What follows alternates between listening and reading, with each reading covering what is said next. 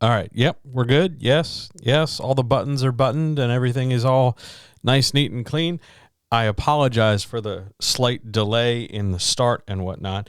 I had to change shirts. I'm at that point in my weight loss journey, I guess we could call it, where my clothes, although very comfortable, are now noticeably too large. Like I've gone down several X's in the XLs to the point where I'm currently wearing a large t-shirt, and even that looks a little bit large. So my apologies for running slightly behind. We will be starting in, I don't know, like a minute or two. I just want to make sure I've got all my ducks in a row and all my stuff plugged in and my phone muted, because that has in the past been a bit of a thing. So give me 2 seconds. Talk amongst yourselves. Why don't you tell me right now, go talk to the monitor. Tell me right now if you're happy here on Twitch, or if you believe that the Twitch apocalypse is coming. By the way, if it ever does, we'll just jump to YouTube. It'll totally be fine. But how you doing? What do you think about what's going on? Did you vote for a different set of rich people? Did your set win versus somebody else's set? Are you satisfied with your playing the game? Did you vote for the right kind of rich person who doesn't actually give a shit about you? Or are you dissatisfied because the wrong kind of rich people won? I hope you're doing okay either way. I hope you have appropriately celebrated or mourned or spun around in a circle because you think that's important. And I will remind you that the two best things you can do is support the people right around you and absolutely take care of those people who you love, rather than worry about what's happening on a level far beyond your budget or experience. Just take care of yourself. Take care of those around you. Do the right thing. Be a good person. And then no matter which asshole in a suit wins whatever bullshit popularity wealth contest, you and yours will be taken care of, and that's all that matters. So, brothers and sisters, shall we get started? All right. Just remember what I've taught you.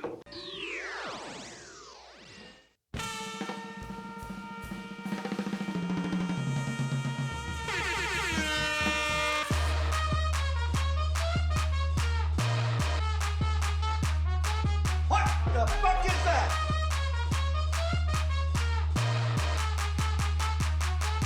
Hey, yo.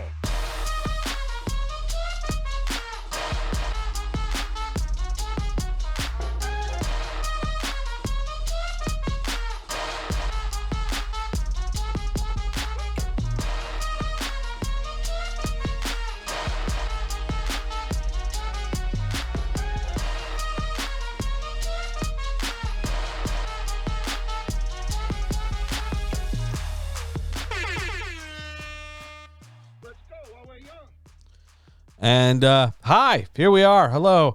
I know the camera's tiny. I think I've resolved some, not all, but some of the glitching issue. So for the moment, we're going to keep it tiny, just so we're here. Hi, how are you? I hope you're doing well. It has been a day. When I tell you that I was recording for Patreon literally like 10 minutes ago, please believe me. I was doing great. Then I fired up the camera, noticed how large my other t-shirt was, ran off, changed it. And now I'm back here with you. So, it's been a day. I hope your day is doing good. I've missed you. Are you ready for this? Tonight, something good. I have 13 questions again because, people gave me 13 questions and they're all really strong. So I'm hoping that we can have some good discussion tonight. Hang on a minute. Who am I? I'm John. Hi, I'm here to help you write better. And let's do an intro, shall we?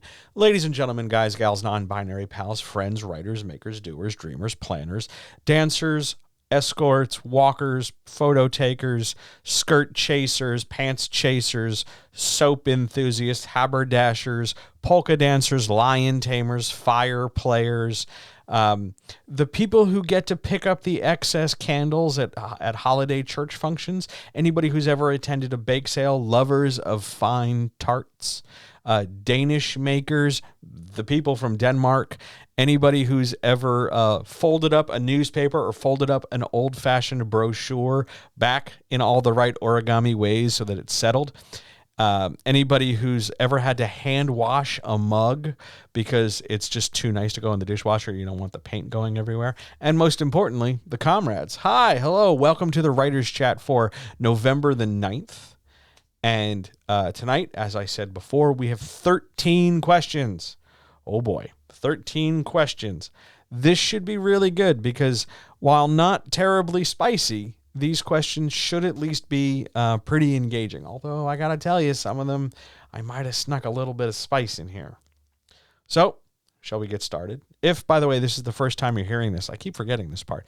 If this is the first time you're hearing this and you have no idea what's going on, hi, I'm going to answer questions. I will answer the questions submitted from other people. And if you're watching this and checking this out on Twitch, feel free to, in the Twitch chat, fire away with all the questions you have, no matter what. I forgot to look and see if the Twitch chat was Twitch chatting, but since nobody seems to say otherwise, I'm going to assume it's just fine for now.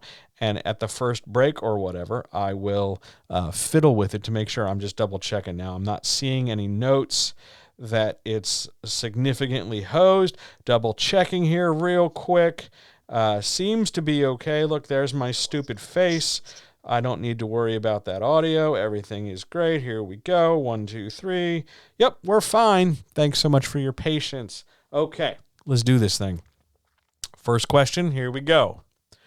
Question number 1.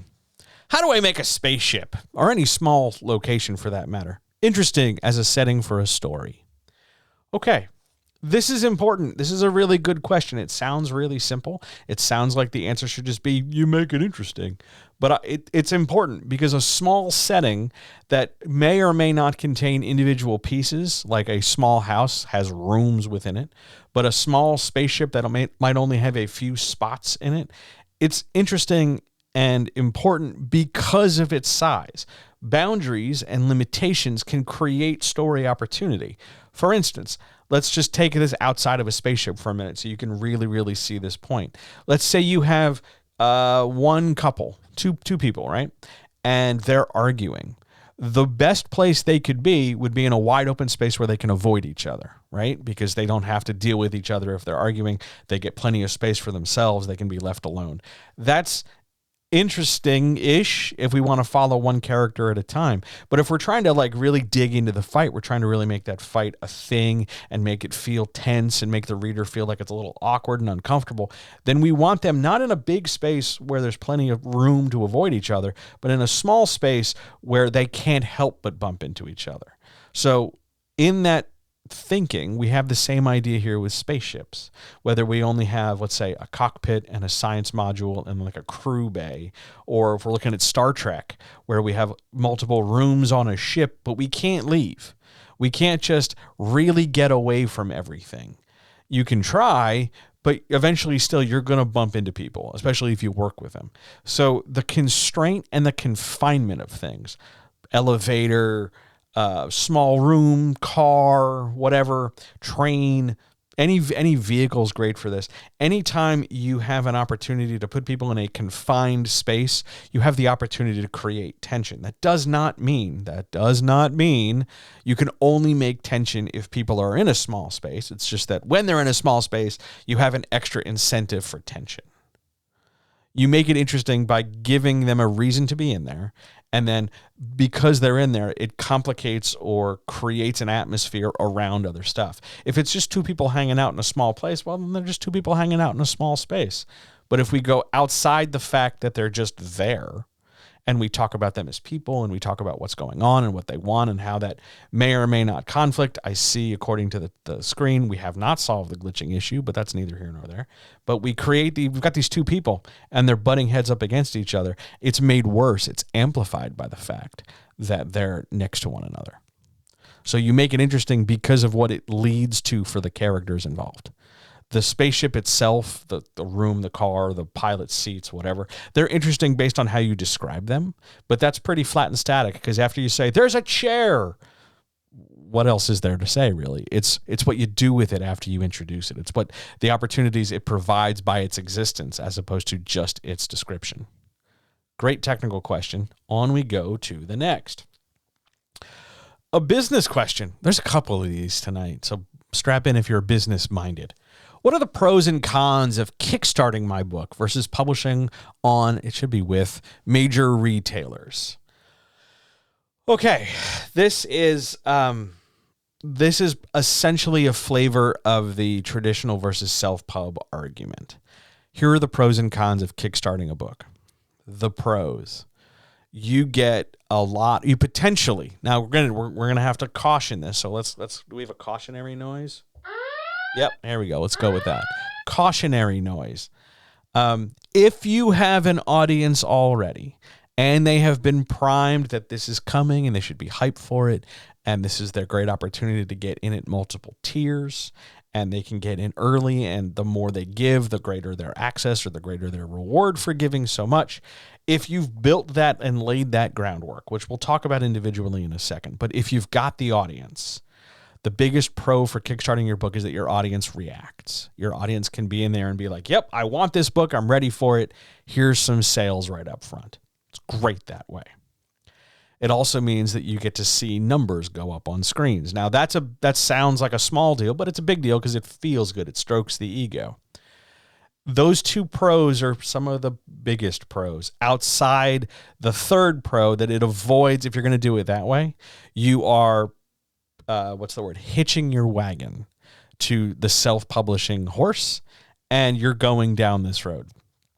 The nice thing specifically about Kickstarter, if you can say it's a nice thing, is that if for some reason you don't fund, the money isn't in limbo. The money goes back to the people who backed it, but it didn't get over the finish line. And then you're just back at square one trying to figure out what to do. But the most significant pro there is that it helps catalyze your audience. It helps lead them to do things. It helps make a difference for that.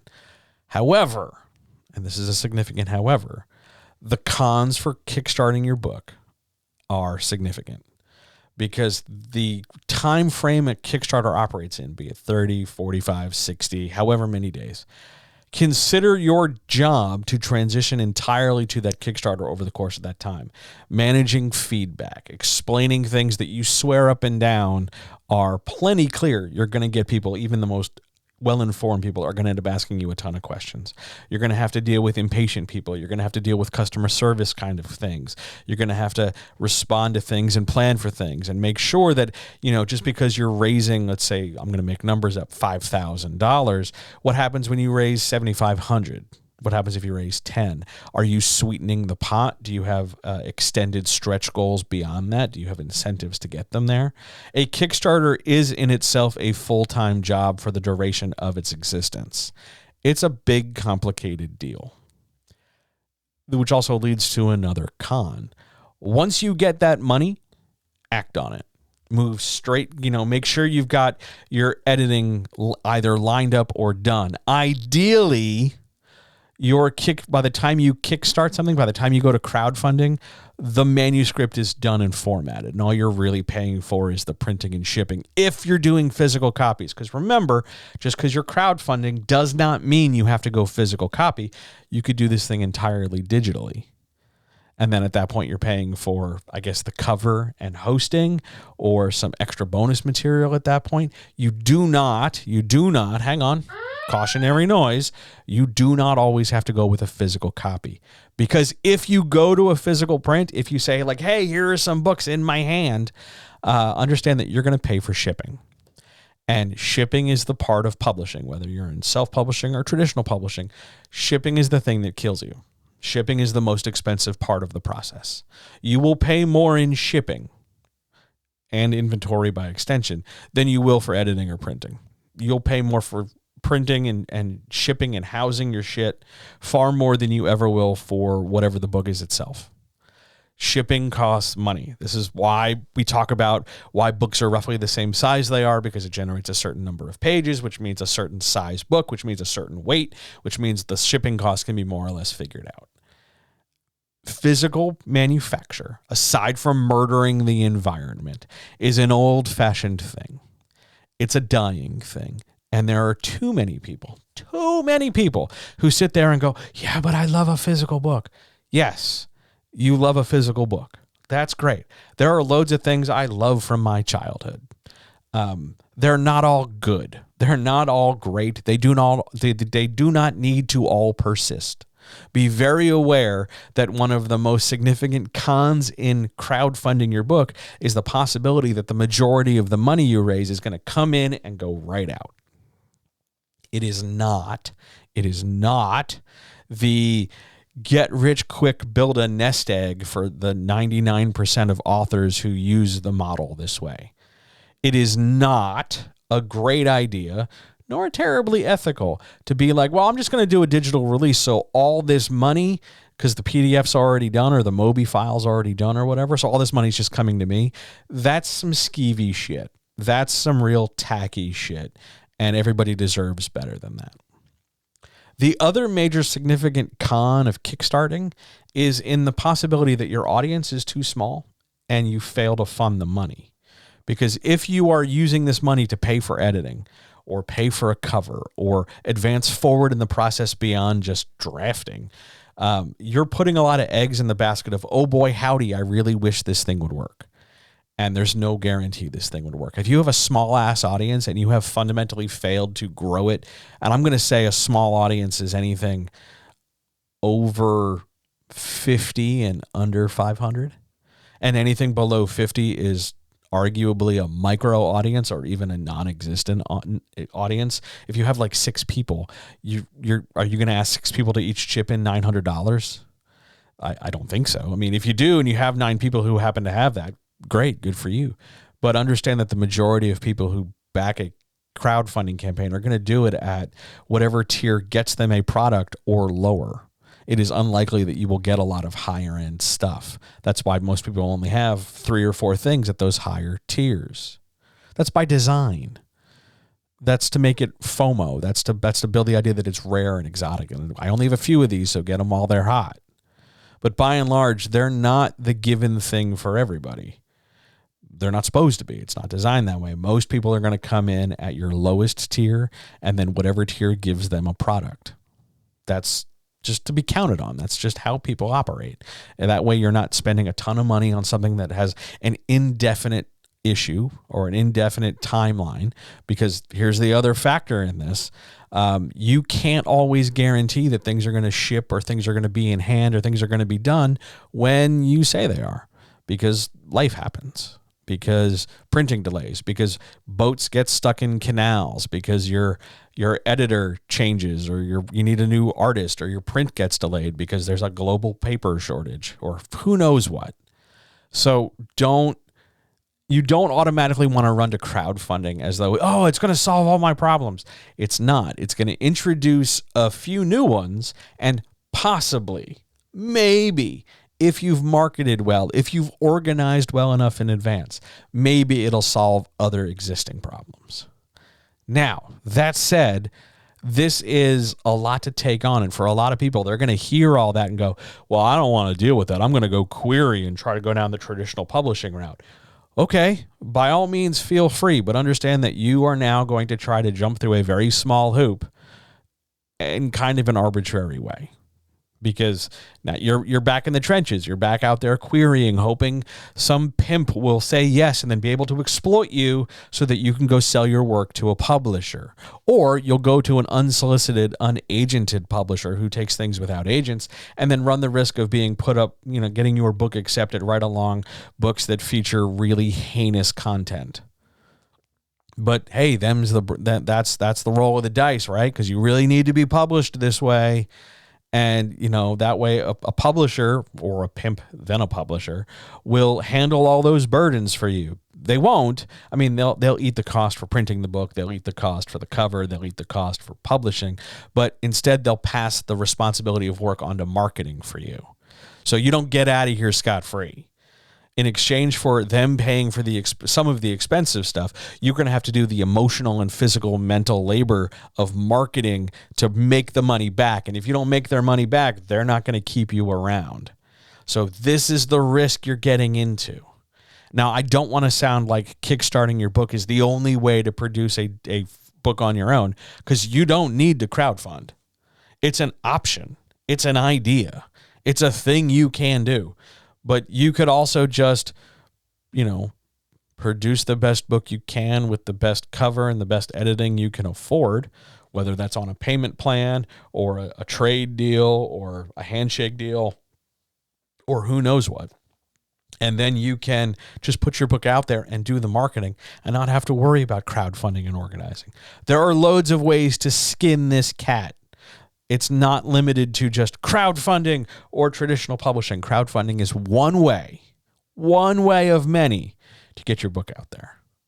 If you want to go down this road, understand that you are taking on a whole new set of challenges, a whole new set of things to take your attention, a whole new set of expenses, a whole new set of things to manage, like a product like BackerKit or customer service and stuff, and then a whole new set of organizations, timelines, calendars, and expenses. Be aware. Go into this smartly.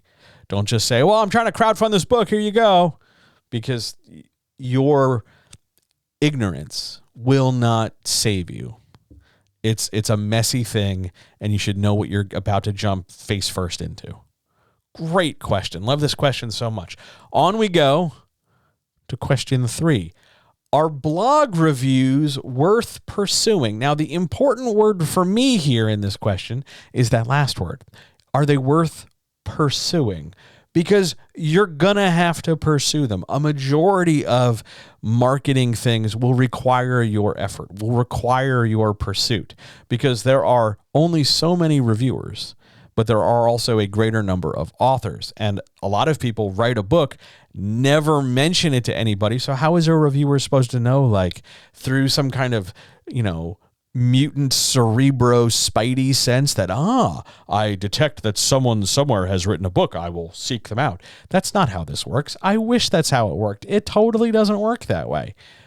You're going to have to pursue a review, because a review can give you something called a pull quote, which is a quote you pull from their review that you can use to market. Like, this book is an amazing emotional roller coaster, or this book is one of the best thrillers I've read in the last 5 years. Something like that. Any kind of positive statement that you can slap on your marketing to say, this makes my book sound better. This helps me get more people interested in my product. Yay, marketing. Yay, marketing. So what we have instead is this idea that you're going to have to go track these things down. Now, here's something to keep in mind. You're not the only person tracking these things down. Loads of other authors are, which means a lot of reviewers have a backlog or a waiting list of years. Definitely months, more than likely years at this point, because there's only so many reviews you can write per day, because reviews take time, because that means you got to read the book. Now, here's a note. There are some reviewers out there who don't read the whole book. They skim. They flip through, they read half and see if it engages them. Everybody does a different method. Everybody does it differently. That doesn't make it automatically better or worse. And if you're about to ask me, what reviewers do I recommend? I have no idea. I don't hang out with blog review people. I know one, and I'm not entirely sure she's still in the business, because the last I talked to her, it was like 12 years ago. And I don't think I was sober in the majority of our conversations.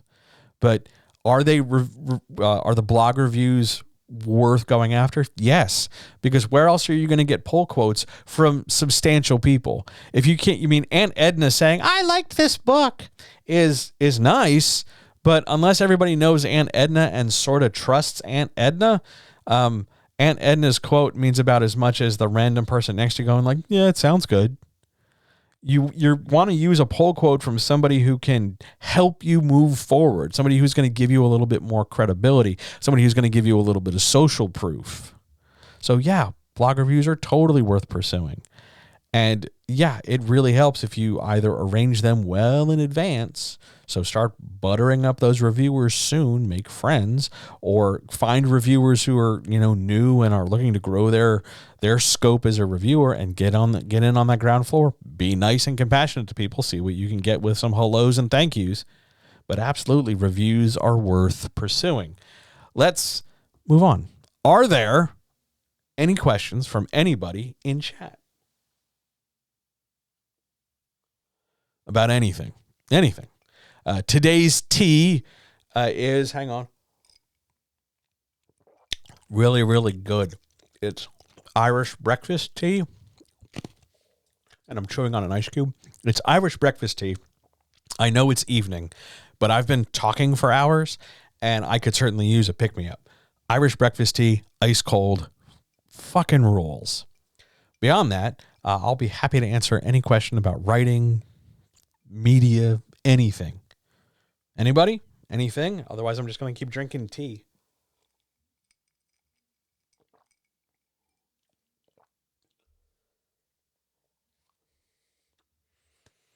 Nothing? Shall we move on? Yeah, let's move on. Here we go. How am I doing this evening? What a great question that is. Hello, it's good to see you. I'm doing okay. It's been a long day. I've been talking into this microphone for various things for the last about 5 hours, and I'm really impressed that my voice is going as strong as it is. I feel really good. I'm having a pretty darn good day. Not perfect, but pretty darn good. Certainly one of the best days in a while. And if you're a Patreon person, you'll find out why on Friday. But yeah, I'm doing really good. I feel good. We're kicking ass. We've got some great questions coming, and I look forward to it. So I'm doing good. How are you? I hope you're well. I'm going to get another mouthful of tea while I'm sitting here, and then we will move on to what I'm pretty sure is an excellent question. But I know there's some great ones in here. I know there are. They're coming. Friday's Patreon is going to be amazing. If you don't know what I'm talking about, up at the top there, patreon.com/John helps you write better. Oh man, there's some good stuff coming this Friday. I think you're really going to be excited. It's one of my better recordings in a while, especially the wrap up. Oh man. Oh, I had things to say. So that's coming Friday, but it put me in a great mood. So I'm hoping to carry that forward into the rest of this recording. I'm pretty pumped. Things were good otherwise. I'll be glad tomorrow when I don't have to be on camera and I can just keep talking to this microphone and not worry so much about my runny nose or the t-shirt I'm wearing. So, but I'm doing good otherwise. On we go, though. Question number 4. This is one of those questions that I never like how they're phrased, because it doesn't really have like a verb. Google AI or actual narrator from Findaway Voices or ACX. You're asking what kind of narrator you should use. You should use a person. I understand that AI voices of all different flavors sound good and they're possibly overall cheaper. But there's always, at least right now, there's always a level of artificiality to the tone, and it doesn't read with nuance. It doesn't read with enough inflection in the words contextually from word to word to word, so it can't lean on certain words. It doesn't institute enough of a silence for effect. So it ends up feeling fairly mechanical. It might be in the range of human hearing to a voice that sounds smooth, like a virtual assistant voice might. But ultimately, you want a person. And whether you go to ACX or you go to Findaway or you go find a voice actor on any service that provides a voice actor, you want an actual person. And you should tell them what to expect. You should provide them all the tools they need. You should do whatever you can to make their life a lot easier. But please use a real person, because a real person deserves a real job. Use a person. It'll be worth it in the long run, especially if you do well and you've got a series and you can give them like a long standing, like you're going to be the voice of my main character for the next 2, 3, 4, 5, however many books. Everybody wins that way. That way your audience gets to associate a particular sound or feel or vibe with your work, and it saves you the trouble of having to worry about inconsistency in production. Get a real person. Great question. Question number 5. What's your opinion on fairy tale retellings? Are there any that you feel have been done well? See, now, the second question here kind of informs on the question asker's opinion, because if your follow-up question is, have any ever been done well? It kind of tells me how you, question asker, feel about fairy tale retellings. Here's how I feel. I think they can be done well. I think there are loads of different ones that might not be redone in name. In fact, some of the ones that are redone in name aren't done particularly well. I'm looking at you, CG Lion King, or Beauty and the Beast, or any of the Disney cash-in remakes, like those were fairy tales. Did they need to be retold? Not really.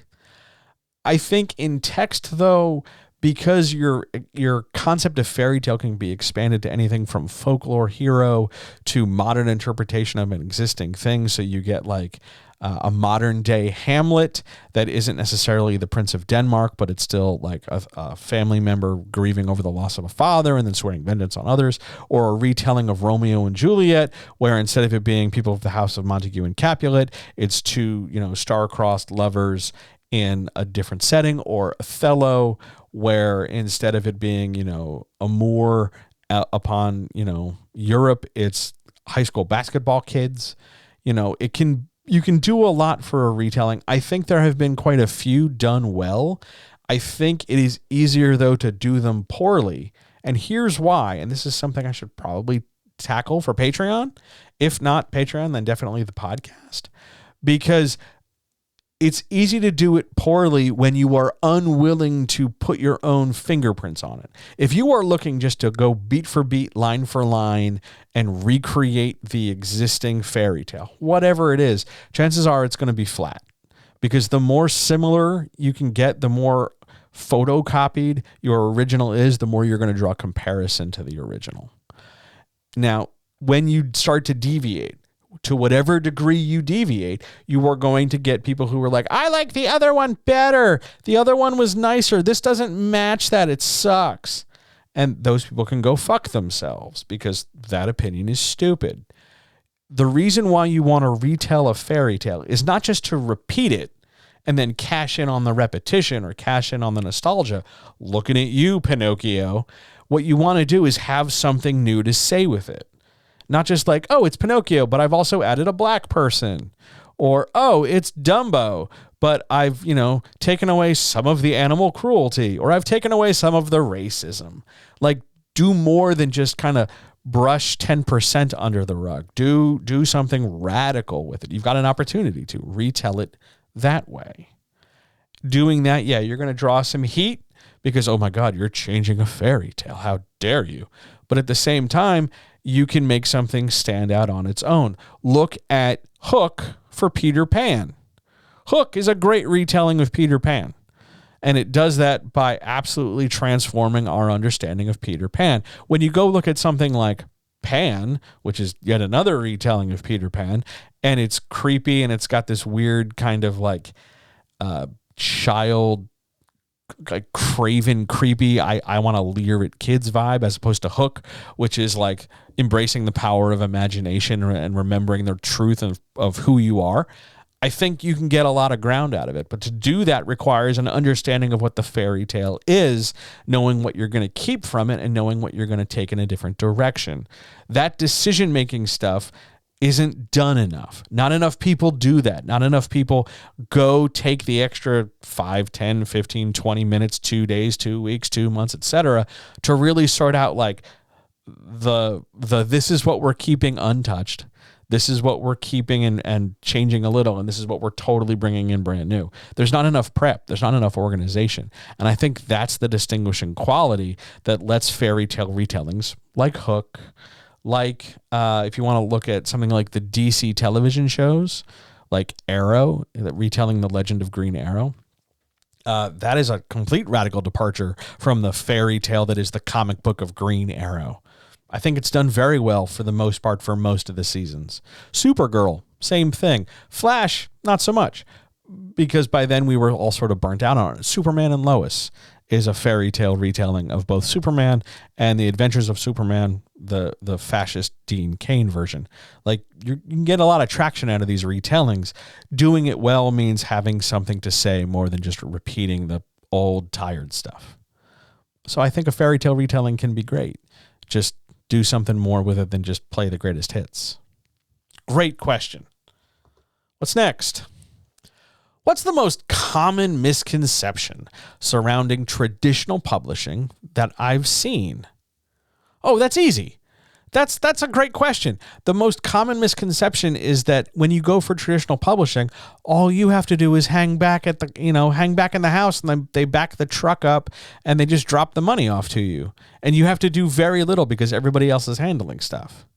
You don't really have to market so much. You don't really have to worry about your sales. You don't have to really worry about anything. All you have to do is just lay back and write a book periodically, and then the money just comes in and you move on. It's always enough money right away, and you're just able to like coast. That is easily the most common misconception. The amount of work that you're not having to do, the amount of money you will make in and around the work you might do versus might not do.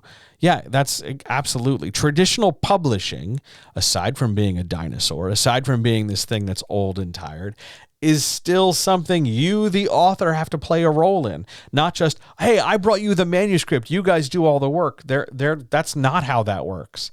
It's, I'm selling you or renting you this manuscript, and they'll be happy with it unless you can't make the money back. It's a loan. It's an advance. It's not a, hey, here's this money. It's a, we think this book is worth this much to us. Earn it and more, and then we'll talk about the next book. It's a financial transaction, and it's not an easy one. And it's not just sort of done and then forgotten. That's how you end up getting booted out of traditional publishing. You can't just sit back. You can't just go, well, that's somebody else. They have a department for that. No, they don't anymore. They don't. The marketing department is you and probably the same person who said yes to your manuscript. That's it. And if you think your pimp is going to go out of their way to really market your stuff long-term constantly, unless you're your pimp's only client, your pimp's got shit to do because your pimp's got to hustle again to find the next person they can exploit. So you got work to do. You got just as much work as the self-publishing person, except while the traditional publisher is paying some bills, you and the self-publisher still have to do an obscene amount of marketing. Yeah, you're not saving really anything in traditional publishing other than the expense of editing and a cover. So yeah, it's not the magic golden happy land it was 10, 20, even 10 years ago, 20, 30, 40 years ago. Those days are gone, man. We are long past those days. So if you're going to go traditional, and why, I don't know why you would, but let's just say you want to, you're just really getting out of paying for editing and a cover. And if you just didn't want to pay for editing and a cover, there are other ways around that. You can cheap on a cover, and you can even cheap on editing and just get a copy edit and hope for the best. Like that's fine. But yeah, the most common misconception around traditional publishing is how little work you'll have to do because you wrote the book and woo, your part of the process is done. Nope, your part of the process has just started. What a great question. Love that question. All right. Are there, from chat, I don't even know how many people are here. Oh, look at that. There's quite a few. Are there any questions from anybody in chat? Hello, chat. Hello, YouTube in the future. Somebody got cranky at me that I didn't say that last week. So hello, YouTube in the future. Also, hello, podcast listeners.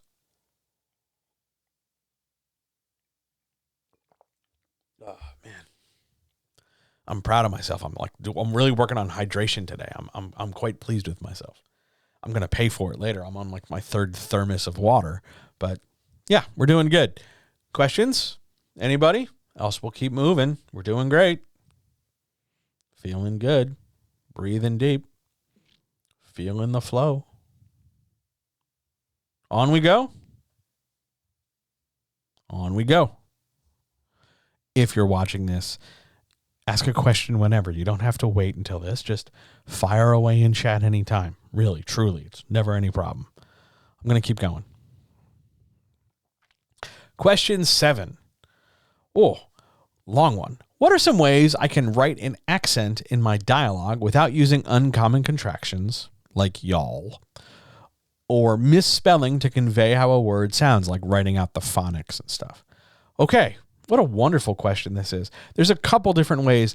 The key here is in my dialogue. meaning within the quotation marks, because the other way to do it would be to use the dialogue tag. He spoke with a southern twang, she drawled, she slurred, something like that. But in the dialogue, if you're not going to use the sound of the words as your indicator for an accent, then you're going to have to look elsewhere to convey what the accent means. Because an accent isn't just the sound of a word. It's not just the twang or the or the o in the sounds of things. The accent is also a vernacular. Depending on what accent you're going for, there is probably a way of expressing the language.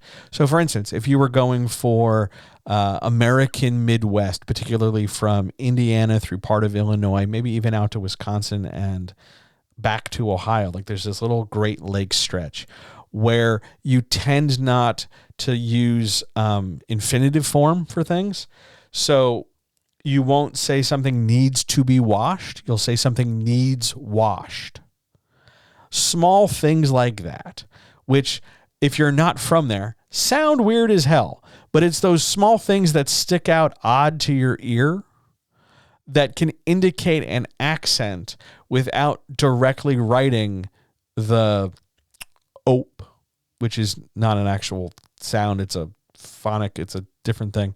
But rather than go out of your way to write the aboot or the A or the y'all or the O or the AWH in northern New England, rather than go out of your way to tack that into your word, what you can look for is the language around the accent. What vernacular do these people use? If you're going for, let's say, low country or gully South Carolina and Georgia, there's a whole extra layer to your AAVE in addition to regular AAVE. And it takes a little bit of, if you're especially not from that area, track down somebody who is, or do some research and really nail down not just how the words sound, whatever the words might be, but nail down what words are used and what words aren't used.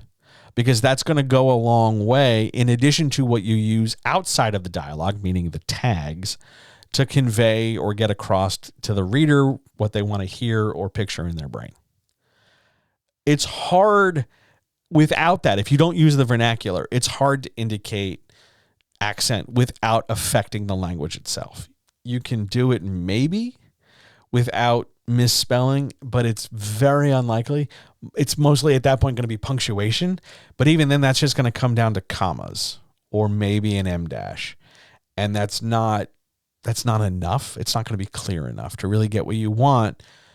There's a reason why contraction and misspelling is most commonly used, because it's the most direct and the most clear. Beyond that, to supplement it, look at the vernacular. There are loads of cases of vernacular, especially in the US and then as well outside, that are worth tracking down, that are worth figuring out. If you want to write somebody who's speaking a certain dialect, there's a sound to it that you want to get right beyond just the initial vocab sounds.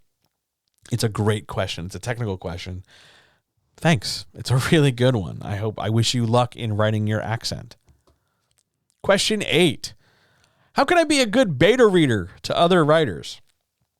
Okay, there's a couple let's divide this into some business things and then some procedural things, because this is an amazing question, but there's a lot in it. So let's make sure we're being clear.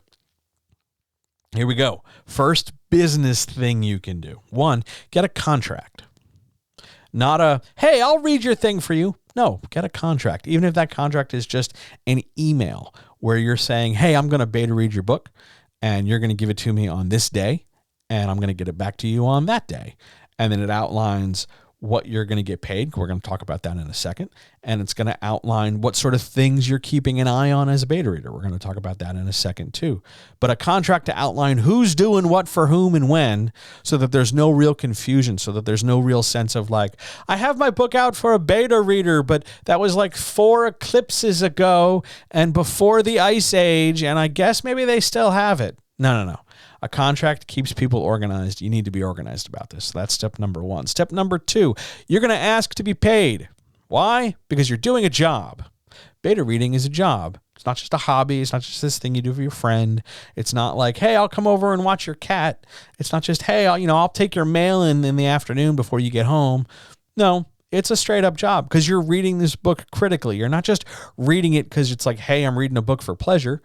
You're a beta reader. You're a reader before it goes out to the audience.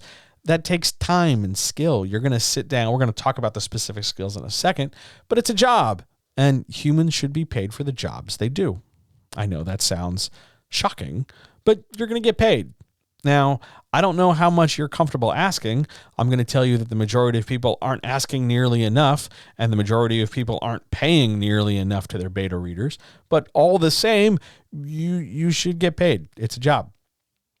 Third thing, you should be able to figure out or know in advance what it is you're actually beta reading for. I don't just mean like I'm going to read my friend's romance novel, but while you're reading your friend's romance novel, what kind of things are you keeping an eye on? Are you reading it with an eye towards whether or not the romance is sexy? Are you reading it so that the plot makes sense? Are you keeping an eye on the dialogue? Are you keeping an eye on the locations and if things feel cinematic in your head? Why are you beta reading this beyond just, hey, I told my friend I would? Knowing the why, knowing what to look for is critical. And you, as a beta reader, should ask the author, hey, what do you want me to keep an eye out for? And the author should either tell you flat out, hey, keep an eye on 1, 2, 3, 4, 5 things or whatever, or the better quality author will point you to something like a Google form where they will have a series of questions they want you to answer after certain things, like I've got, read the first 6 chapters, then use this Google form and then let me know when you're done and read the next. Like the point of a beta reader isn't just to collect it's good and I liked it. The point of a beta reader is to give you feedback as to the nuts and bolts and mechanics of story. This part made sense. This part didn't make sense. I identified with the character who said this. I felt this in this moment. I understood this to be tense. This felt very actiony. This felt very sloppy. This dialogue sounded like hot shit. I didn't think the sex scene was very sexy. I thought there was too much talking in the opening 5 pages. You're not just collecting it was good or it was bad or it was meh. You're looking for concrete evidence. You want to stand there and really have provocative questions. And beta readers, you want to have clearer answers, because if the roles were reversed and you had written something, would you be okay? Would you be happy with somebody just saying, it was nice? Yeah, it was good.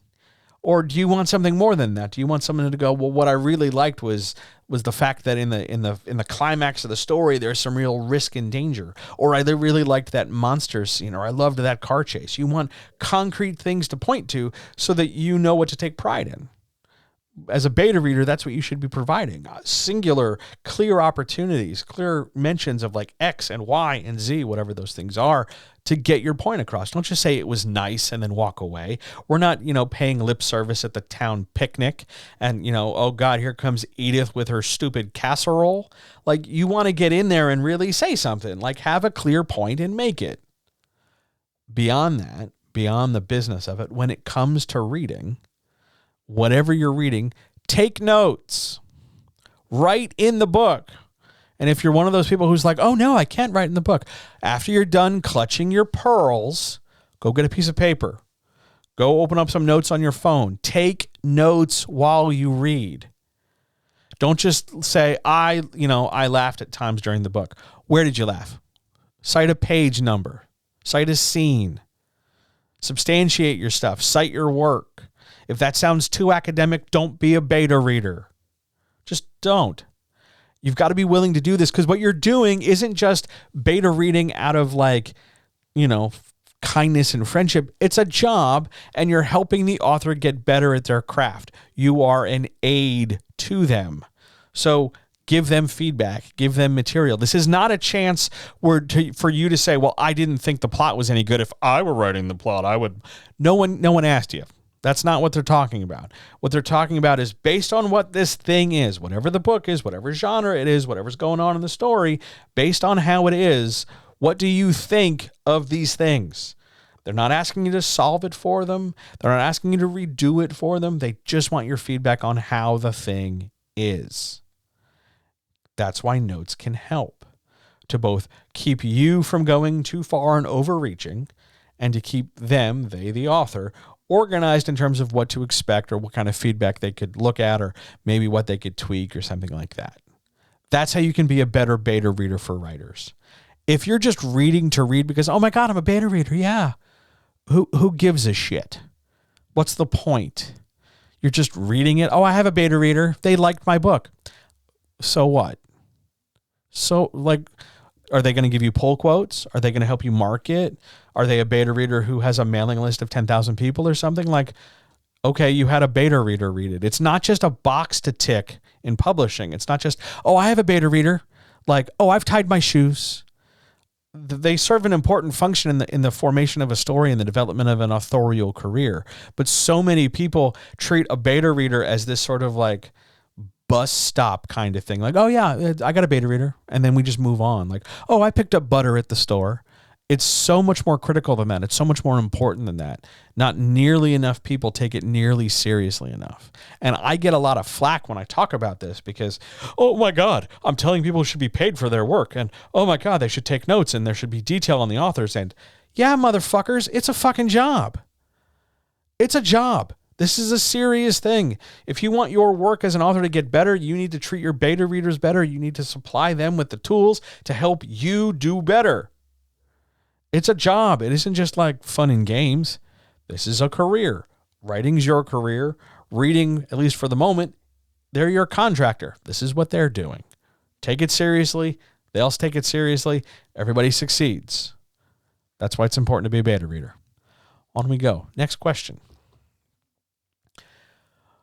Okay, Jeremy, I know you're listening to this. I'm citing the first part of this question especially for you because I know you're going to text me. Over the course of my career, oh my God, Jeremy, I've got a career. Over the course of my career, have you seen any general trends in the writing abilities of writers? Have they gotten more skilled in one area and maybe worse in others?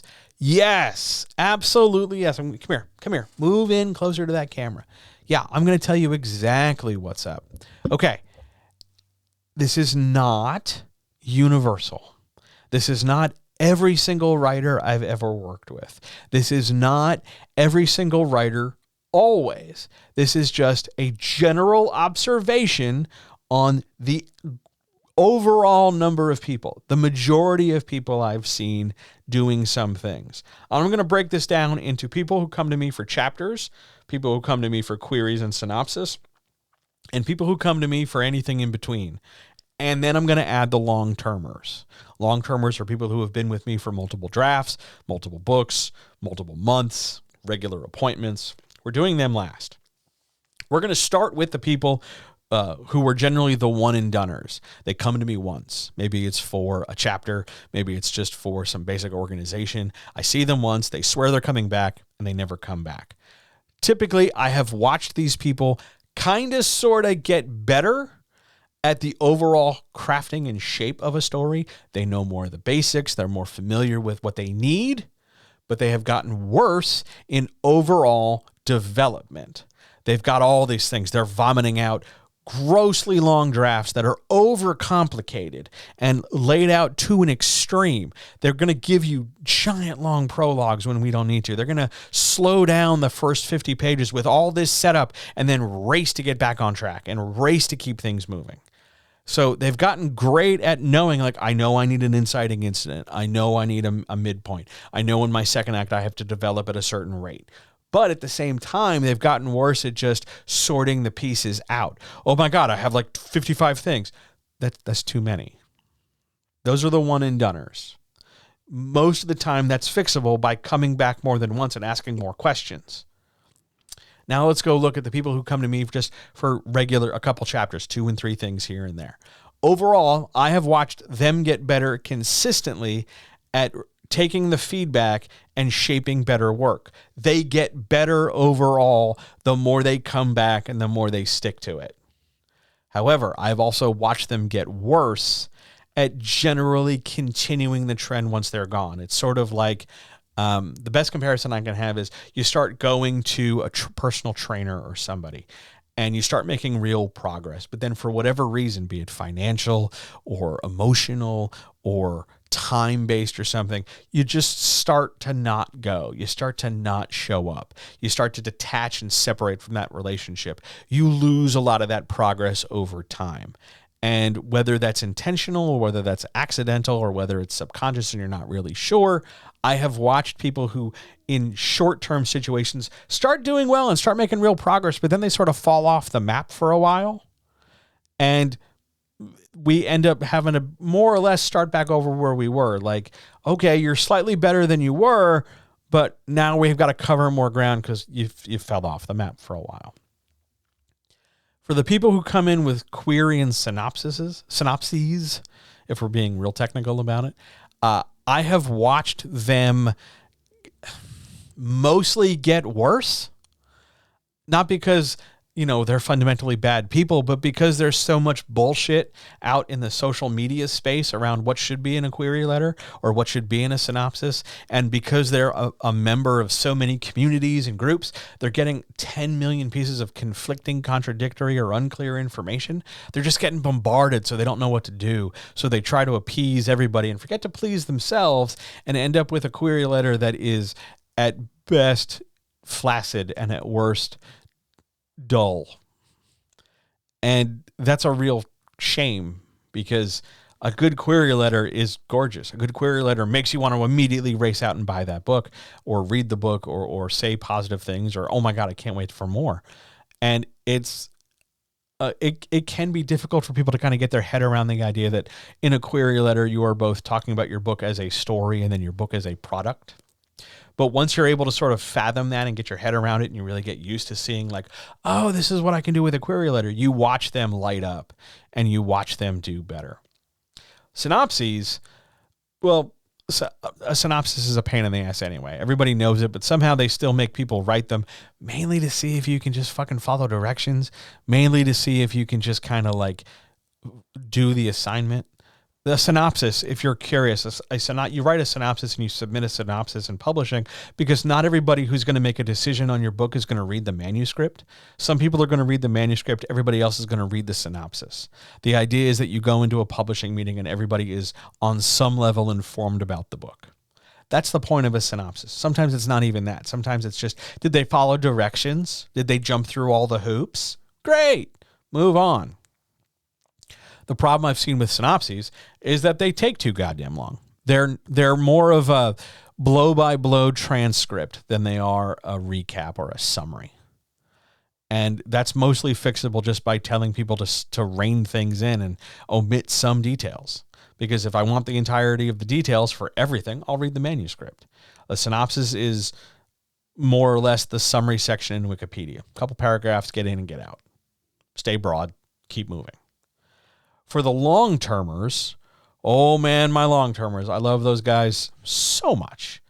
I have watched my long-termers practically to every single one of them go from somebody who could write at some level, turn into a published author, turn into somebody who goes from like, hey, I've got this second draft and I'm not sure to, all right, I'm on my third book, John.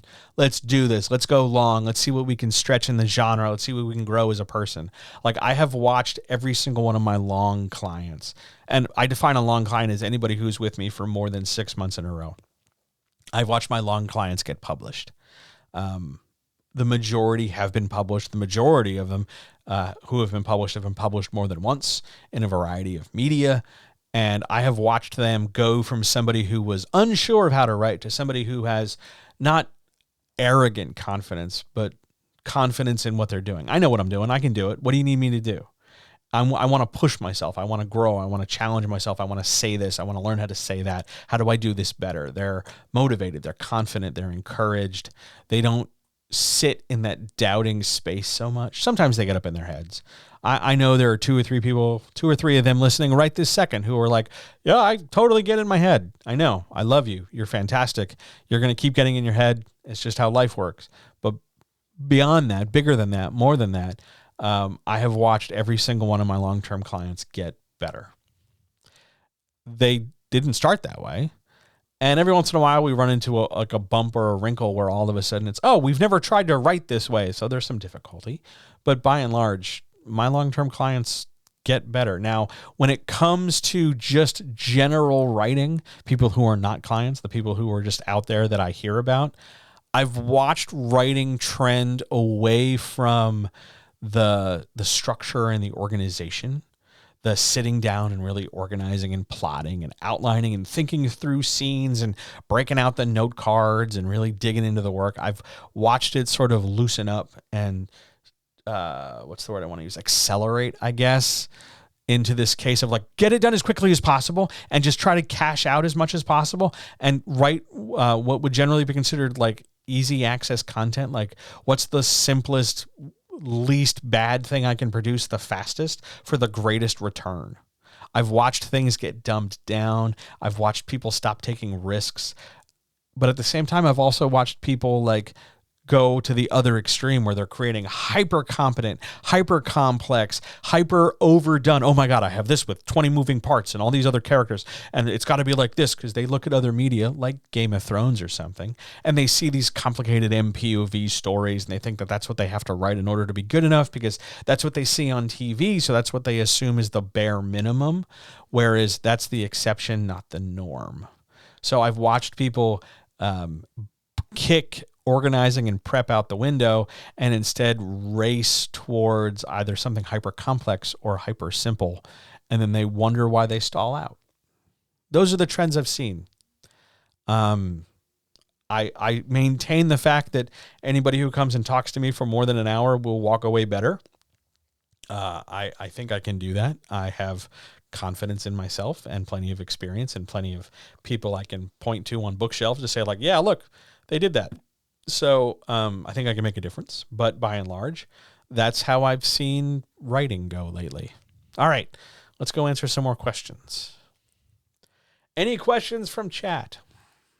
Hello, by the way, if you just came in, it's good to see you.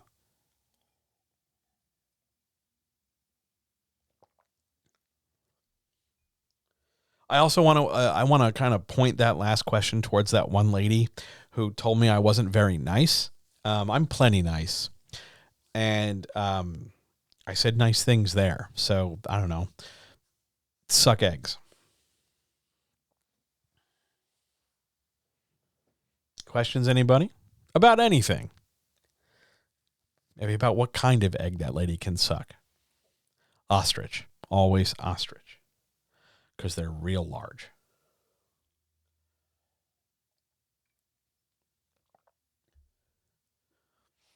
Questions? Yes, no, else we will move on. I believe it's question 10 that's like really going to stand out. Although question 9 was pretty goddamn good. But I think it's question 10 that I sat down this morning and I'm like, oh God, I better have a good answer. I think it's 10. I know the later couple questions are also like, I sat back in my chair and was like, oh, I don't know. So we'll get there and we'll see what happens. Let's move on. Question 10. What's one thing we, your clients, can do in our manuscript that would make you proud? First of all, I want to clarify this if you're a client and you're wondering. Anytime you show up, whether you've written 1 word, 0 words, or 100 words, I'm proud of you. I'm always going to be proud of you. I'm always going to believe in you. That's what I do. That's my thing. If you don't have to go out of your way to make me proud. I'm not your spouse. I'm not your child. I'm not your lover. I'm not your partner. I'm the guy you brought in to help you get where you want to go. I'm a tool in your toolbox. I'm always proud of you. That's just how I'm wired. In the manuscript, if we're looking for like a concrete writing thing you can do, well, let's see. Do the simple things well. And I don't just mean like write simple sentences. I mean, do the job of describing things well. Write clear dialogue that's understandable. You know, use the language to the best of your creative ability. Do your best. Make the simple stuff look and sound and feel elegant. Do the best you can. Do what you've learned how to do. That'll make me plenty proud. Write those paragraphs that put a good, strong picture in my head. Write the dialogue that sounds like people talking. Write an action scene that feels momentous. Write some danger and stakes and risk and movement so that it feels like, oh, I don't know what's going to happen. I better keep turning those pages. Do that. And I go from proud to like immensely proud where I have to call other people and I'm like, oh shit, let me read you this page because you're not going to believe what this person just wrote because it's amazing. Likewise, if you're writing something and I know you've been struggling with it, I will cheerlead you to people you've never even known would care because I'm just excited that you did well. Somebody once compared it to, I'm that parent of the kid who just learned how to do a thing and I'm endlessly talking to everybody about it. Like, you just learned how to ride your bike and tie your shoes and I do not shut the fuck up about it. So ride a bike and tie your shoes in your manuscripts. Do those things that you thought were difficult and that you've gotten better at. Do the simple tasks and do them well and make it look like, oh God, that's real artistry. Do the things we talk about doing. Do the work. Don't just like listen to me with one ear and then let it go out the other. If I tell you like, hey, you should probably work on your characters, or hey, consider not using the past tense that way, make those changes. Or don't go crazy with semicolons or something like that. Like, do that work. It will make a difference. That'll make me proud. But I'm already proud. It's not like I'm zero proud and we're trying to get me from 0 to 60. I'm already like 1 million and you're talking about how to get me to 1,000,005. Just keep doing better. Hello, everybody. Hi. Great question. Let me go to the next one. Is there any, here was the question that I scratched my head at this morning. Is there any advice you keep giving, but few writers do? And why do you think that is? Yeah. Okay. I got to tell you, I struggled with this because I give a lot of advice. On a weekly basis, I say a lot of things to a lot of people. There are 2. I know you only asked for 1 or you suggested 1. I'm going to give you 2. Because I got to call a couple people out for this, all right? So, 1, I tell a lot of people that a lot of their prologues are really first chapters. Come here, camera, come here. I'm going to say that again. A lot of people who write prologues are really writing first chapters. Most prologues you don't need. You can just call them chapter 1 and move on with your day. Okay? That's one piece of advice not enough people take because they think, especially in fantasy, they need a prologue. Because a long time ago, an English nerd wrote a story that had a very long and very famous prologue about a dude who gets his finger chopped off because he had some jewelry. And they think that everybody's got to try and write at that level. Well, I hate to tell you this, you're not going to write at that level because you're not all English nerds at the beginning of the 20th century. So the fantasy genre prologue, a lot of them you don't need because they're so detached and removed from the first chapter, it doesn't really matter. They can go. You can cut them, or you can just call them chapter 1 and move on with your day. That's the first piece of advice. Here's the second piece of advice, a little less structured in manuscripts and a little bit more about the business. Every week, whether it's here in this chat or in any of the Discord communities I'm in or any of the groups who invite me in, I sit down and I answer questions. I walk in and I'm like, hey, here's 3 hours of my time on a Sunday when I could be watching football, when I could be getting work done, when I could be trying to play a game and actually relax, when I could be, sleeping or figuring out how I'm going to pay some bills. I give my time and I say, hey, do you have any questions? You can ask me anything, just like a chat, just like this in any other format. And I get crickets. I get nobody. I don't even get canned questions like, what was your favorite part of the chat this week? I get nothing. Now, I don't mind because what I'll do is I'll put that on my phone or I'll put it off to the side on the monitor and I'll go do other stuff. But I'm sitting here in my chair and I opened up my time and I cleared my schedule so that I could help people succeed. I'm not doing this for kicks. I don't get paid for these things. On my Sunday afternoons, I do that because I love to help people. And when I keep telling everybody, hey, you should ask questions, even if you think they're stupid, even if they're hyper specific just to you, even if you think I've answered the question 45 fucking times in a day, I want you to ask questions. I want you to get tools to help you do better the things you want to do. I'm not I'm not saying this for my health. I don't gain 5 hit points every time I say, hey, you should ask a question. If that were the case, oh my God, I'd be an indestructible storm giant at this point. But for now, I'm just out here asking, hey, you got questions? Fire away. I'm all ears. I'd love to answer questions. But they don't ask. Here's why I think they don't ask. One, everybody's a little embarrassed to go first.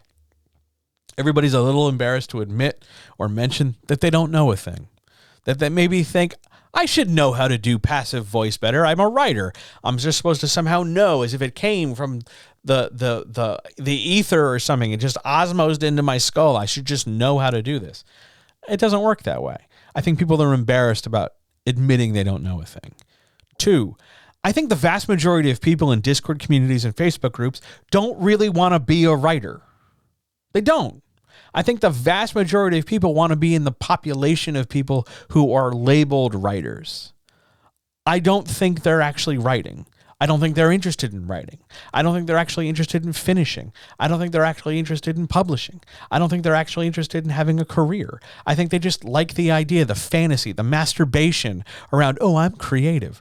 Because the number of people who show up and ask questions, like intense questions, not just like, hi, what do I do about monkeys in my story? But the ones who are like, hi, how do I handle multiple point of view if one's in one time stream and one's in another? Or somebody asks me like, hey, how do I write a synopsis for this kind of story? Or help me with my query letter. Or how would you market this thing? People who come with questions, they're the minority. And I think they're the minority because by and large, there are far more people who are happier with the illusion or the low stakesness of, because if you just say you're a writer but you never write, you never have to worry about rejection. You never have to worry about judgment. You never have to worry about silence from people. You never have to worry about poor sales. You don't have to outlay any money. You don't have to outlay any time. You don't have to worry about something being, good or bad. You don't have to doubt yourself. You could just take up some fucking space. It's ideal for the people who like talking a big game, but not actually delivering on a big game. I think that's a lot of people in creative spaces because it's easier that way. But the people who get up off their ass or move their ass from one space to another and come to a chair and ask a question, or the people who, show up on a Sunday with like, John, I got 15 questions. Let's do this. You better get your ass a root. One of my favorite things ever was somebody was like, get a root beer. I have questions. And then they just hit me with this list. All right, let's go. Dust my hands off and here we go. That's the stuff I love. But that's the minority because I think that's the number of people who are brave enough to both possibly appear foolish and brave enough to admit that they don't know how to do a thing, but also brave enough to admit that they want to do better. Now, I can't say for certain that even out of all the question askers, these people will finish their work and or get published, because some people will finish and struggle to publish and then give up, and other people will never finish. But they've at least gone that extra step to follow through, to move forward, to do something. That's a big deal to me. That's what makes those people stand out. That's what makes the people in chat stand out to me. There were times in chats where I've had like 3 people, and they are the diehards. They are here as best they can be, either because, I don't know, they pity me or I make them laugh or they have genuine questions. Who knows? And then there are other times where I had 10 people and 15 people in here once. I don't know why. I don't know how. I just keep doing me, and this is what happens. But every once in a while, those things line up, and this stuff works. So those people I will always go to bat for. The ones that irritate me, the ones that irritate me are the ones who swear they have questions and never ask them.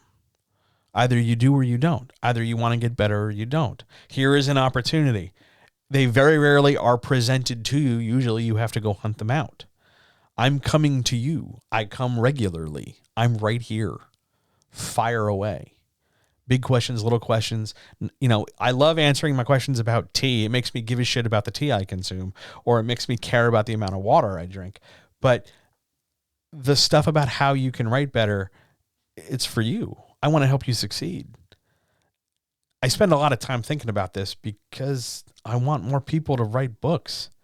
I want more people to do better. I want more people to feel good about being creative. So that's why I think I end up having, putting out all this advice and having very few people pick up some of it and move forward. That's an amazing question. I love that question. Let's go do the next one. What can queer romance? Because I do a fair number, if not the majority of my romance, is somehow I became the guy you can go talk to for queer romance. I don't know how. It just happened. What can queer romance learn from hetero romance?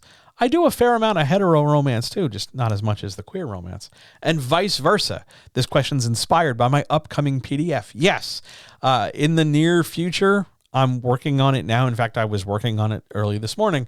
I'm putting together a PDF, a guide to writing. This first one's hetero romance structure. How to write 2 POV, 1 male, 1 female, relationship dynamics, basic plot structure, and how to build that romance kind of spine. It's slow because I'm writing it in like 10-minute chunks here and there in and around all the other things. And I'm also writing it in Canva on the PDF, which is often an exercise in frustration because I cannot afford, I can either afford lights or I can afford layout.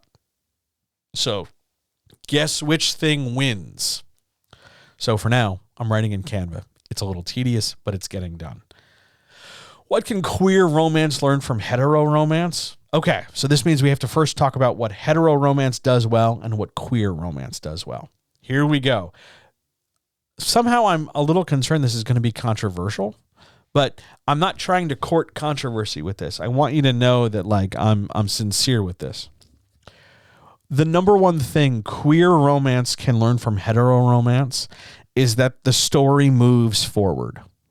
One of the best things that hetero romance novels do is they keep the story moving. It might not move very far.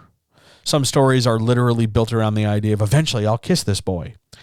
And eventually that girl will, take off her shirt or something. That's sometimes a level in a hetero romance story. Sometimes that's the goal. Other times it's like, hey, we fuck a lot. Sure. But the story, whatever the plot is, both the romantic plot of 2 people falling in love, but also the global plot of we're from the wrong sides of the tracks and the evil developer is trying to stop our love or whatever. The plot in a hetero romance is always moving forward. Sometimes it's not moving forward particularly well. Sometimes there's some weird shit that happens 2/3 of the way in the book because the author's kind of I don't know how to move things forward, so stuff's happening. But by and large, hetero romance keeps the story moving. It doesn't really slow down and kind of plateau for too long. It doesn't spin its wheels. It doesn't kind of get bogged down and do they have feelings? And they kind of forget the rest of the world. They keep the story moving. Queer romance, and I love every single queer romance author I've ever worked with. Sometimes I've watched queer romance just come to a screeching halt. Now, it comes to a screeching halt for a good reason. They spend time developing this one set of feelings, but they spend too long developing that set of feelings, and they forget that the world is turning, and there's more to the story than just 2 people taking off their clothes. And they got to move the plot forward. So that's probably the biggest thing queer romance can learn from hetero romance. If we flip that around, the biggest thing hetero romance can learn from queer romance is sex scenes. In hetero romance, far too many people are going extra, extra heavy on euphemisms. Euphemisms for genitals, euphemisms for arousal, euphemisms for orgasms, euphemisms for bodily fluids, euphemisms for different kinds of sex acts. And some of them are just fucking goofy. You call something a flesh lance or a quivering sex cave. Admittedly, that's a little funny. And, you don't want to just say, oh, somebody came, because apparently that's vulgar or something. So you talk about escalating waves of pleasure, and all waves of pleasure ripple as if people only, flail like a bad video game character. No, sometimes people just fuck. They just fuck. And it's sticky and sweaty, and it's it smells like this and it feels like that, and somebody's shiny and everybody's tired at the end of the day. Hetero romance can learn from queer romance. Sometimes characters just have sex. Not this profoundly emotional experience of oral sex or some kind of like lengthy emotional treatise on a hand job. Just, queer characters hump a lot descriptively with some absence of euphemism. It's not all and only like the worst level of like fan fiction erotica. We're not like describing everything with veins and pulses and everything, but we're not dogging ourselves with a ton of euphemistic language. We admit that we have bodies. We admit those bodies demonstrate certain things for arousal, and we admit that because of that arousal, people engage in certain acts. There's an honesty to it. There's a sincerity to it. There's a realness to it that hetero romance absolutely needs to learn from queer romance, because it comes across as though there's an awful lot of women, mostly, writing hetero romance where they just seem to be afraid of, like, they want people to take their pants off. They want these made-up characters to take their made-up clothes off, but they are also afraid to recognize that, oh, the made-up characters are totally DTF. This is the point you wanted them to get to. They're here. Fucking say it. And I'm going to just take a small sidebar here. The number of people in hetero romance who are like, hey, John, hey, John, come here, hey, John. Tee-hee, I write very kinky things, tee-hee. And the amount of kink, I'm making air quotes, the amount of kink they have is essentially foreplay. It's, somebody's whispering something in an ear. Maybe somebody's grabbing a butt cheek. It's not exactly like, deep into the lifestyle or anything. It's not like a deep exploration of like sub behavior or subspace or nobody's grabbing some gear. You know what I'm saying? It's a very tepid view of kink. Like, if you think that's kinky, I kind of want you to get out more. Like, I feel bad. Like, somebody patted you on the ass and that's kinky. No, I'm sorry. You maybe have an edible and try again. Like take a deep breath, have some wine. It'll be fine. That's not kinky. Like, if you want to go to kinky, I can recommend some kink. That's a different pool to swim in. But it's not dishonest, but it's timid. There's a timidity in hetero sex scenes that I think they can grab and embrace out of queer romance. Queer romance is like, nope, we're fucking, here we go. Do it. And then there's some detail to it. And there's some actual arousal to it. And it's actually like, no, this is what people do and this is how they feel. There's an honesty to it. There's a rawness and a realness to it that I infinitely respect. Because it's never easy to do, whether we're writing queer relationships or hetero relationships. It's not easy to figure out not only the body mechanics of like, I put my hand here and they put their leg there, but it's also just the idea of feelings and stuff. It's not easy. It's not easy at all. So respect to anybody trying it, but come on now, we could do better. The other things that hetero romance does well.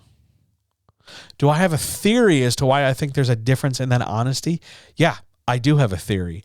It's because for a lot of, there's a level of closetedness in and around queerness. And even for the most out people, there's still that sense of like taboo or shame. Whether they intend it or not, they know they're going out into, they're putting their stuff out into a world that's kind of like side eye at them, or a little bit like, oh, they're talking about the thing with the thing. Like, oh, they're mentioning the no spot. Like, oh no. Or polyamory is just confusing to people, or pansexuality, or non-binariness, or asexuality. Like, those things are vastly underrepresented, like nearly absent in a lot of cases. And they are absolutely like foreign concepts, sadly, to the majority of hetero romance. Like, they're still hetero. There's just a degree of demisexuality, asexuality, etc., that just doesn't seem to show up. And I think it's because there's this idea that romance, be it queer or not, is supposed to fit a certain thing. There's a certain degree of like, I'm into you and you're into me, and we act and behave in these certain ways and we do these certain things. And anything that is outside this box, whatever this box is, of norm or normalcy, be it hetero or queer, we pull back on and have feelings about, and we get kind of tight-chested and clutch our pearls about. And I think what that engenders is, on one side, this sort of like walled garden approach where like, no, we just, the sex scenes come like this and the scenes go like this and the plot moves like this. That's why so many hetero novels feel like they came out of a cookie cutter. Whereas the queer romance novels look at that and go, we want to do nothing like that. We don't want to be stamped out of a machine. We don't want to do the same 5 boring things. So we are going to come at this in a very transgressive, compared to that, way. We are just going to bring something totally different to it. And I think that's what develops that level of honesty, because you see the walled garden of like, oh, I'm going to use euphemisms and then very casually suggest that I had an orgasm.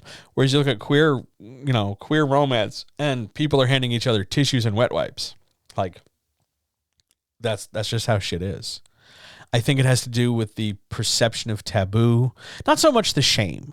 I think if we were talking 20 years ago, 30 years ago, we'd still be dealing with the shame. But I think now there's less the shame and more the idea of just like, I'm going to use the word weird, but I don't mean it in a negative way. It's weird to the audience. They're not really entirely ready because they don't have a lot of experience or exposure to things. So they look a little, they're not really comfortable with it. So they pull back or push against it. I think that's what leads to that honesty. That's a really good question. Thank you. I lost my train of thought. Right. The other thing that hetero romance does well from outside a story perspective, from a product perspective, hetero romance is unapologetic in its marketing. Absolutely unapologetic in its marketing. I'm a romance novel. Look at this dude. Look at that lady. Here we are. We know what we're getting into. What queer romance can learn from that is you don't have to highlight. This is going to sound weird, so I want to make sure I'm clear on this. You don't need to put the queerness first in the romance. You don't need to go out of your way to say, it's queer and a romance. You can just say, it's a romance that happens to be queer. Like it's part of that normalization factor. It's part of that idea of like queer people are just as valid as anybody else because people are people. So their romance shouldn't be their romance as though it's this separate thing all the way over there. It's just romance. And there's a difference in the way queer romance is marketed versus the way hetero romance is marketed, in that hetero romance is just like, we're hetero romance, we market, here you go, here's our book. I'm a cheesemaker, he's a jet pilot, we've somehow found love because of mozzarella. Whereas queer romance is often marketed with this sort of like, some of the marketing regrettably still plays to the taboos and dangers. Ooh, it's 2 dudes kissing. Ooh, okay, it's 2 dudes kissing. What do you want? Like, dudes kiss, ladies kiss, non-ladies kiss, non-dudes kiss, people who identify as anything kiss. Kissing happens. But queer marketing, I think, still, in order to market to that larger, broader, less experienced audience, I think they're willing to pull back when instead they should push forward more. You don't have to go out of your way to highlight, like, this is so different than what you're used to, and here are the 2 things specifically that you're not used to that I am throwing in your face. Fucking deal with it. Like, you don't have to get confrontational about it. If you want to generate further dialogue, sure, by all means, but you don't have to like aggress them and go, this person is this and that person is that. Fucking sit with that and then realize they're going to take their pants off. Okay. You don't have to go out of your way to be combative. I think that's something that queer, and I get it. Like, for so long, queer romance was relegated to like basically porn. It was thought to be so shocking and so jarring and so inappropriate compared to the hetero stuff that it was relegated. So that there's this level of anger. And I totally understand that anger because I'm an angry guy with anger issues. I can't say I totally understand, but I can get there. But the idea of like confrontation parked with that romance, I think distracts too often in the marketing. It's, to use a semi-queer example, it's the more outrageous parts of pride becoming representative of the whole. You don't always need to trot out your leather daddy in order to make a statement about acceptance. Yes, that's a part of it. Absolutely, that's a part of it. But it is by no means representative of the whole. And I think too often the larger audience, hetero-consumptive audience, looks at that and goes, look at that small percentage of a thing. It must speak for everybody. And it doesn't. And I think queer romance in particular doesn't do enough to push back on that. They don't say, no, wait, that's just one thing. Don't paint us all with that brush. There's a whole rainbow of brush. Let's use all the colors. Let's use all the representation. I think that's what queer romance can definitely learn from hetero romance, which is, I think that's why it's the 3rd or 4th page in the PDF. I just wrote it the other day. I'm on page 5. We're starting to talk about point of view shifting. But yeah, I think that's like the big wrap-up lesson. It's a great question. It's a topic I will absolutely have more to say about, probably in a podcast and definitely on the Discord. You just have to ask. But yeah, great question. Let's wrap this sucker up with question 13. I didn't realize how long I just talked about that thing. Wow. Question 13. If Hollywood came to me, sweet, and said, John, pick any franchise or property you want and do whatever you want, what would you pick and what would you do with it? When I tell you that this question, like, I had to pace around the room for a while, I almost had a root beer and a grape soda about it. I instead had a burrito today. Here we go. Okay. If we're not talking superheroes, I'm going to do this in 3 parts. A regular Hollywood franchise, 4 parts. Regular Hollywood franchise, a streaming series, a Marvel, and a DC. All right? If Hollywood came to me and said, do whatever you want, however you want, I would do a Lou Archer, Sam Spade detective story. But I'd gender flip it and I'd make it queer. Because Archer and Spade, I think, are a really fertile storytelling format. It's to move the hard-boiled detective away from the angry white dude, troubled, gruff white guy in a trench coat. It's time to, like, that's a representative that has worked for a time, but it's time to migrate towards a setting and a person and people who are more than that. I think gender flipping, at least one of them, I'd gender flip them both, honestly. Gender flipping them both and queering it up, I think will absolutely be a more effective tool because it also opens more story doors. Because with a white male detective, you're relying on white male privilege and patriarchy to move your story along.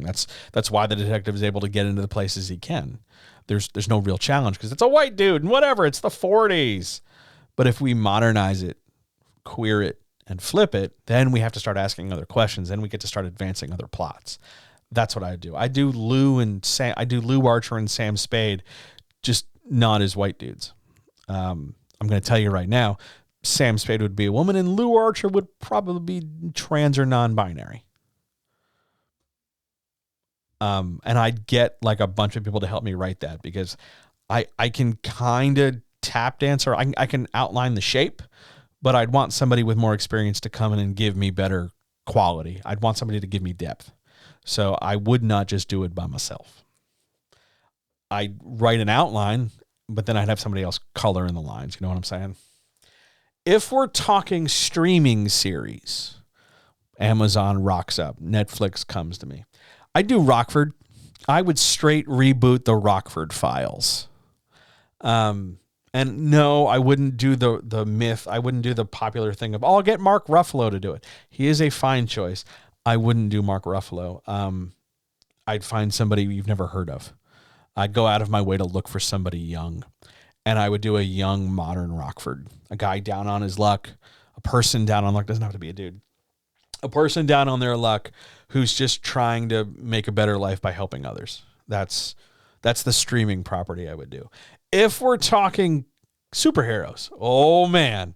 And Marvel handed me the keys to the phase. What are we on? Phase 5 now. So if they handed me the keys to phase 7, I would like the Silver Surfer, please. Please bring me the Silver Surfer. Please bring me the Power Cosmic and an absolutely amazing, like, universal size story. Because they already did Doctor Strange, and they're going to do a Fantastic Four. And Marvel has already covered a lot of the heroes I already like. I want the Silver Surfer if I had to do a Marvel. Over in DC, if they were like, John, save the DC universe, it's tempting to say I would do Nightwing. It's tempting that I would say do the Bloodhaven run of Nightwing. But we've talked a lot. We've done a lot of Batman. We've got a lot of Batman. We got a lot of bat things in the fire. So I wouldn't do Nightwing. I'd bring Nightwing in, or I'd bring Red Robin in, because if I was going to do DC, I would do Young Justice. I would do Young Justice with people. I wouldn't animate it. It's good animated. It's an amazing cartoon. If you haven't seen Young Justice, I believe in the US it's streaming on HBO Max. It's incredible. But I would do it in person. I would do a live action Young Justice, because I think you can not only get more out of a group story than a single story, but I have serious fears about the feasibility of a non-Superman, non-Batman single hero DC story. I think initially they're great, but they always fall off. I think one of the strengths you get is a team approach, because you don't have to dig as deep, but you can still cover a lot of ground. I would do Young Justice, because the idea of a young covert squad working in the spaces where the traditional heroes can't is immediately appealing to me. That is how I would answer that question. What an amazing question. I really love that question. I spent all day like sweating that, trying to figure out, like, do I want an obscure hero? Do I want to like do a villain origin story for like Calendar Man or something? I really thought about like, how deep do I dig into my Marvel knowledge? How deep do I dig into my DC lore? How far back in TV do I go? I gave a lot of anxious thought to this question. I love it very, very much. Where's my thing? There's my thing. Are there any other questions from anybody today? This was a longer than expected chat, but I'm certainly really happy with it. Any questions, anybody, while I finish my tea? Before I start the water, obligatory question. Today's tea, I answered this before you came in, but today's tea is Irish breakfast served over ice, because I've been talking for now 6.5 hours. I started recording stuff at about 2 p.m. Eastern, and it is now 8:30 p.m. Eastern at the time I'm recording this, and I've just been pretty much talking straight, so I figured I could use a tea-based pick-me-up. And I'm on my 3rd thermos of water as well. So I've been doing a lot of talking, and there'll be more talking tomorrow. There's podcasts to do and stuff. So talk. But today was Irish breakfast tea. Thank you for asking. Any other questions? Absolutely. It's my pleasure. I love a good chat. I say extended, not because, oh my God, you guys, it's late and I'm an old man and I'm going to bed. It's extended because normally by now we're done. Normally by now the audio of this is already up on the podcast feed. So it's going to be a couple extra minutes, podcast people. But by and large, I'm always happy to do this. We used to go to like 9. I understand. But apparently maybe it's all the talking I do for a living. I've just been able to fit more in a smaller space. So yeah. And it's totally okay that you came in late. Like, it's not the end of the world. If you're listening to this and you're like, oh no, I have to be here from the beginning. No, you don't. Come in whenever. One thing I do want to point out before we go to the outro, I would love to try one week just doing this, not on Twitch, but trying it on YouTube, just to see what that experience is like. We might be doing that in the very near future. Stay tuned to the Discord, the Patreon, and the newsletter, for more details on that, because I'll let you know. But you know what? Fuck it. Let's take a look. Let's go to the outro and take a look at the calendar. Hang on. To the outro.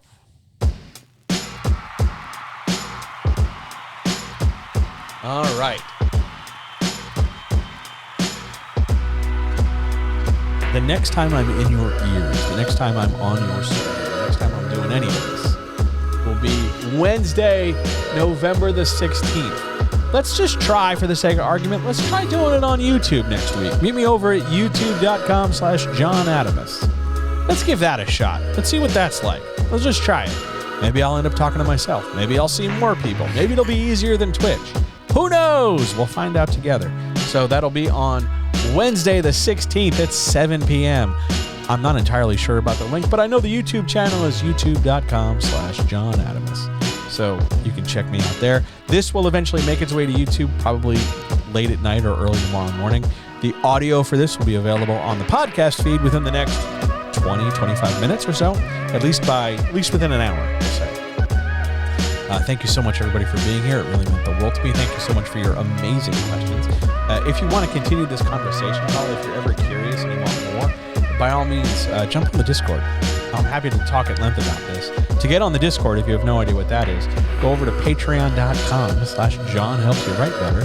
$2 a month gets you access to the Discord. I'm happy to have any conversations you want over there. And it'd be a pleasure to have you. For more information about anything I do, the Patreon is the best place, or you can jump over to johnhelpsyouwritebetter.com and book an appointment, and we can work individually on your stuff, whatever it might be.